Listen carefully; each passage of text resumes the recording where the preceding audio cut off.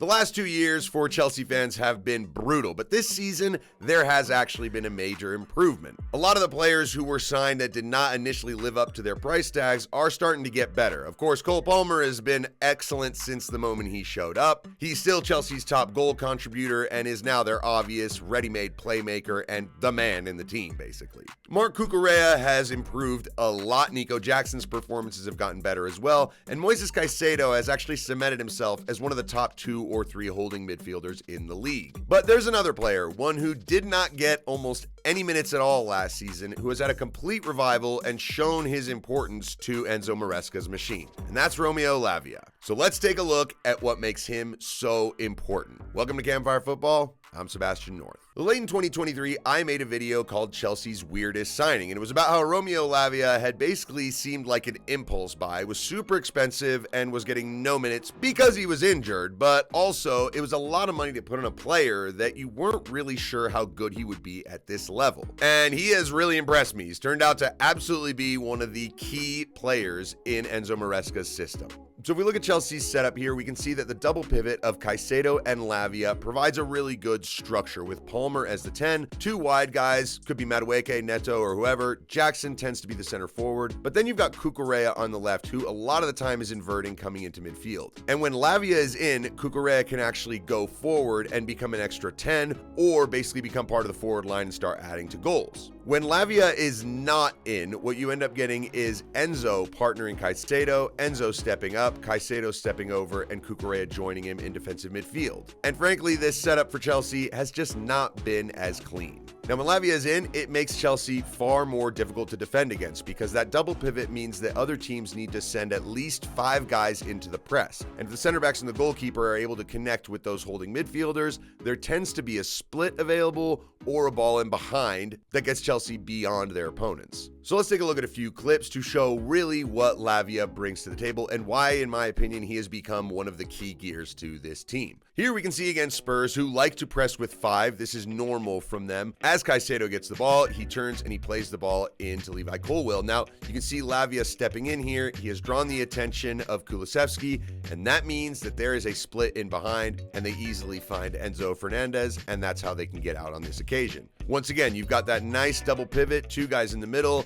5 players from Tottenham trying to figure out what to do. As the ball goes into Lavia, he pops it off. And what it does is it helps draw in the Tottenham press. Now, as Cucurella gets this ball, Kulusevski now has to make a decision. Does he drop to Enzo Fernandez or does he follow Lavia? The other thing is that Enzo Fernandez is currently being marked by a Tottenham center back, and so the ball can go over the top to the on-running Nico Jackson. Here, once again, Chelsea able to use their double pivot system to force teams to press. Here, Newcastle coming after Lavia, 3 players on him. He does well to release the ball. It goes back to Sanchez, and because Lavia is out wide and being followed by Tonali, no one picked up Moises Caicedo, the other holding midfielder. He receives, 2 players collapse on him, and he beats the press with 1 more pass. So another similar situation, the ball goes out wide, and you can see Lavia in the center part of the pitch, and Tonali has to make a choice. Do I run back and go mark Cole Palmer, or do I hold? Well, the smart thing to do is to cut the ball that goes forward, but what that does is that you leave space for the player who is facing forward in Romeo Lavia. It just helps Chelsea connect and keep moving the ball around. Once again, drawing in the press. Here against Liverpool, Dominic Szoboszlai followed him. He plays the ball back to Sanchez and just gets it right back. Now, what's big about Lavia is he's a pretty press-resistant guy. He can run away from players, and he's very good about making sure he does not turn the ball over. He has a very good passing completion percentage, and a large part of it is because when he's in this role and he and Caicedo are together, they tend to always be able to find at least a little bit of space to get open. Here he checks to the ball, 2 players from Newcastle follow him, and that leaves Cole Palmer open out on the side. Now, as this play develops, everyone has to drop back because, well, Cole Palmer has it. This is dangerous. That leaves Lavia with a bunch of time and space to face forward, look up, and switch the play. He's also done very well defensively, and it's not that he's a tough tackling guy, but he is very good at being in the right place at the right time. Here, just getting ahead of Kulusevski, winning the next header is not really Lavia's bread and butter. We'll show you a little more of what he offers in transition for Chelsea. So here, Chelsea lose the ball gets played into Solanke, and right away, Lavia is there. If nobody is where Lavia is here, Solanke would be able to turn and get out. Instead, boom, there's a tackle, and Chelsea are able to rebuild and attack. Here, Enzo Fernandez is 2 against 1. Jed Spence pouring forward. He's got Kulusevski inside. Lavia reads exactly what needs to happen. As Enzo goes towards the ball, Lavia starts to step in and he cuts out the square pass. Not a very good ball, but he knew it was coming and is able to help Chelsea reset. Once again, an example of just knowing where to be. This ball is clearly going to get bounced back, so he's already running in that direction, but he's also able to read the bad touch, and instead of really getting involved in a physical skirmish or have to make some kind of tackle, he just wins the ball, turns away, and gets Chelsea going. And sometimes these kinds of things lead to goals. Here, a ball's just loose, and he's able to get away, poke it out to Cole Palmer, who then goes on and scores. But what really sets Lavia apart from a lot of other players is his ability to play progressive passes, his technical quality, and his press resistance. As we said, here he gets the ball, dip of the shoulder, drives away, connects the pass. He also deals with situations that are not ideal very well. Here he's in a good position, takes a look up, sees where he wants to play the ball. But Badiaschil's pass is weak,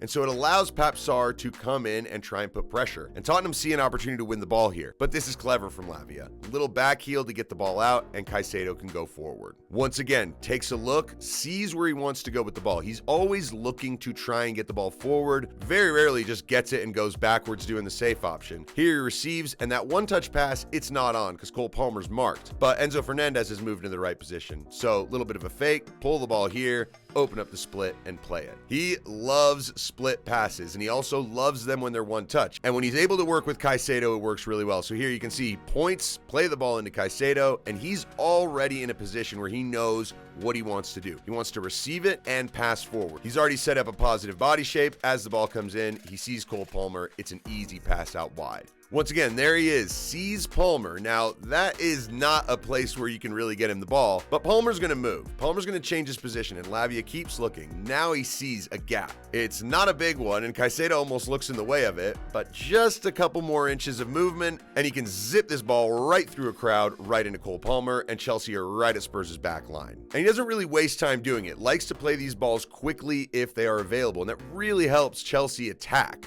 But if he's given time and allowed to just stand there and look for balls, he'll draw someone in and does things in a skillful way here. Just turns his hips, pulls the ball to one side, finds the split again. Now, he's also able to play passes that may look very simple, but they're also risky. And if you are not technically good enough, you'll turn these over. Just trying to go through a crowd of 3 players like that, it may seem relatively straightforward, but players do mess those up, and it costs teams goals when it happens. Here, receiving the ball at the top of the box, not flustered, has Szoboszlai on his back, Salah in front of him, but it's a weak foot pass with his left foot right into the run of Gusto with Gravenberch not far away. Once again, good little bits of skill, little two-touch to get away, and again, the pass, he doesn't waste time dribbling a bunch of touches. He goes ahead and gets it off his foot, plays it into his teammates' feet. And this is what has made Romeo Lavia so interesting to watch from a Chelsea perspective this season. The thing is that you want him to actually get more minutes. He has yet to complete a full 90-minute match for Chelsea, full stop, at all. It's never happened.